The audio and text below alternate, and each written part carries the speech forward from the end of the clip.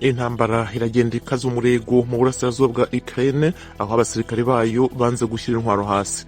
Uburusiya bwari bwategetse abasirikare ba Ukraine barwana by'umwihariko mu mujyi w'icyambu cya Mariupol gushyira intwaro hasi bitarenze uyu munsi kwa gatatu, batabikora bakaba biyemeje gupfa, ariko isaha bwabahaye yarenze nta n'umwe witanze.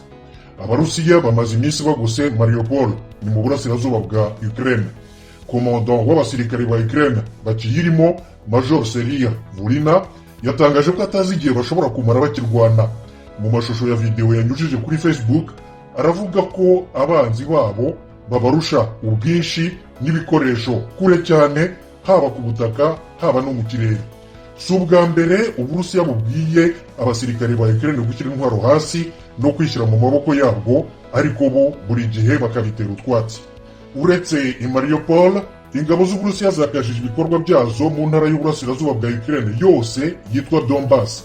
N'indi ntera itangiye nk'uko Minisitiri w'Ububanyi n'Amahanga w'Uburusiya Sergei Lavrov yabitangaje, asobanura ko umugambi ari ukubohora uturere twose twa Donetsk na Luhansk tugize intara ya Donbass. Hagati aho, umuryango w'abibumbye uvuga ko umubare w'abaturage ba Ukraine bahungira mu mahanga uyu munsi warenze miliyoni 5, naho abavuye mu byabo ariko bakiri impunzi imbere mu gihugu muri Ukraine baragera kuri miliyoni 7.